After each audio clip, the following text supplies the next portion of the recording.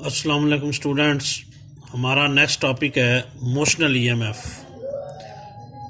तो पीछे हमने पढ़ा था कि मैग्नेटिक फील्ड के अंदर जब एक लूप ऑफ वायर को हरकत दी जाती है तो उसमें एक करंट प्रोड्यूस हो जाता है जिसे इंड्यूस्ड करंट कहते हैं, और उस ईएमएफ को इंड्यूस्ड ईएमएफ कहते हैं। और ये भी बताया था कि इस करंट के पैदा होने की वजह असल में ये फोर्स होती है, क्योंकि कंडक्टर जब मैग्नेटिक फील्ड के अंदर मूव करता है तो उसके अंदर वाले चार्जेस भी मैग्नेटिक फील्ड के अंदर मूव करते हैं। मैग्नेटिक फील्ड के अंदर जब चार्ज क्यू वी वेलोसिटी से मूव करे तो उस पर ये फोर्स लगती है। ये फोर्स चार्जेस पे अप्लाई होती है, जिस वजह से charges with in the wire move करते हैं, और चार्जेस की with in the wire motion जो होती है उसे हम करंट कहते हैं। उस वजह से करंट प्रोड्यूस होता है, ये आपको बताया था। और ये भी बताया था कि ये भी लिखा जाता है कि जब एक लूप ऑफ वायर का मैग्नेटिक फ्लक्स चेंज होगा तो फिर भी उसमें इंड्यूस्ड ईएमएफ प्रोड्यूस हो जाता है। यानी दोनों तरह से हम एक्सप्लेन कर सकते हैं। तो वो ईएमएफ जो मैग्नेटिक फील्ड के अंदर कंडक्टर की मोशन की वजह से प्रोड्यूस होती है उसे हम मोशनल ईएमएफ कहते हैं। EMF produced in the conductor due to its motion in a magnetic field is called motional EMF. EMF induced कह लें या produced कह लें। induced EMF produced in a loop of wire या in a conductor because of its motion is called motional EMF। नाम से जाहिर है मोशन से जो EMF प्रोड्यूस होगी उसे मोशनल EMF कहेंगे। यानी मैग्नेटिक फील्ड के अंदर एक कंडक्टर को मूव करेंगे तो उस वजह से जो ईएमएफ प्रोड्यूस होगी उसे हम मोशनल ईएमएफ कहेंगे। जैसे ये दो रेल्स दिखाई गई हैं, इनको यूं करके गैल्वेनोमीटर से कनेक्ट किया गया है और इनके ऊपर एक रॉड रखा हुआ है। ये रॉड आगे पीछे मूव कर सकता है। ये दोनों रेल्स फिक्स हैं। इस रॉड को जब हम मैग्नेटिक फील्ड के अंदर मूव करेंगे और ये क्रॉस शो कर रहे हैं कि यहाँ मैग्नेटिक फील्ड अप्लाई किया हुआ है जिसकी direction into the page of paper है, यानी नीचे की जानब है। क्रॉस का मतलब है कि यहाँ मैग्नेटिक फील्ड अप्लाई किया हुआ है, उसकी मैग्नेटिक फील्ड लाइंस की direction into the page of paper है। और रॉड को जब हम मैग्नेटिक फील्ड के अंदर मूव करेंगे तो उसके अंदर वाले चार्जेस पे ये फोर्स लगेगी, जिस वजह से वो चार्जेस रॉड के अंदर मूव करेंगे, उससे करंट बनेगा। और करंट से फिर पोटेंशियल डिफरेंस, क्योंकि V इज इक्वल टू होता है आई आर। जब करंट आता है तो उससे वोल्टेज को हम ईएमएफ कहते हैं। जब करंट पैदा होगा चार्जेस की मोशन से तो उससे वोल्टेज बनेगा, यानी ईएमएफ बनेगी। और ये ईएमएफ जो कंडक्टर की मोशन से प्रोड्यूस हो रही है उसे हम मोशनल ईएमएफ कहेंगे। तो इधर फर्ज करें रॉड को खींचा जा रहा है। रॉड जब इधर जाएगा तो इसके अंदर वाला चार्ज, इलेक्ट्रॉन वगैरह जो हैं, इसके अंदर वाले चार्जेस जो हैं वो भी इधर मूव करेंगे। तो चार्ज की वेलोसिटी इधर है, मैग्नेटिक फील्ड नीचे की जानब अप्लाई किया हुआ इस तरह।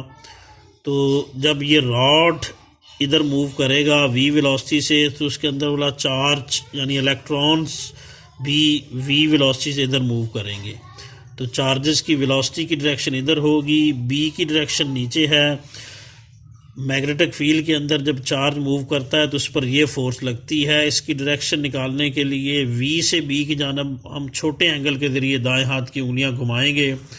तो V से B की जानब अगर उंगलियां घुमाएं, ये देखें इधर V है, नीचे B है, तो V से B की जानब दाएं हाथ की उंगलियां यूं करके घूमेंगी, इस तरह करके, इस तरह, और अंगूठा इधर जाएगा, जिससे V क्रॉस B की डायरेक्शन इधर होगी और फोर्स की डायरेक्शन इधर होगी। क्योंकि इधर V था, नीचे B था, छोटा एंगल इधर से बनना है। यूं करके V से B की जानब दाएं हाथ की उंगलियां जब घुमाएंगे तो अंगूठा इधर जाएगा, तो फोर्स की V क्रॉस B की डायरेक्शन इधर होगी, तो फोर्स की डायरेक्शन भी इधर होगी।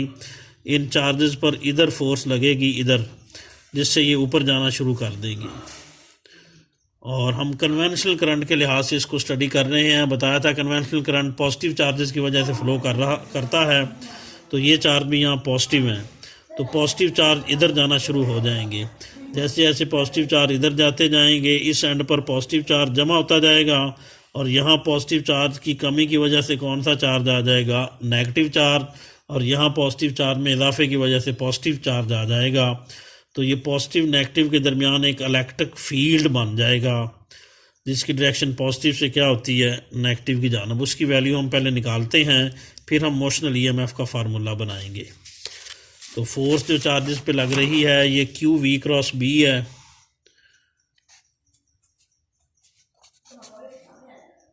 इसको खोलें तो वो क्यू वी की मैग्नीट्यूड बी की मैग्नीट्यूड साइन थीटा होता है।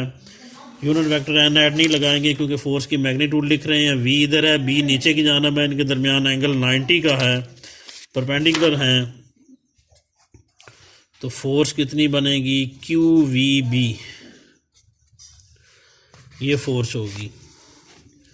और एज जो इलेक्ट्रिक फील्ड का फार्मूला क्या होता है, एफ ओवर क्यू, यहाँ पर हम एफ की वैल्यू पुट कर देंगे। तो ई का फार्मूला एफ की जगह क्यू वी बी लिखेंगे, नीचे क्यू क्यू क्यू से कट जाएगा। ई का फार्मूला क्या बनेगा, वी बी। इस इलेक्ट्रिक फील्ड को बुक में ई नॉट से शो किया हुआ है। स्टूडेंट्स, हमने पोटेंशियल ग्रेडियंट का फार्मूला पढ़ा था।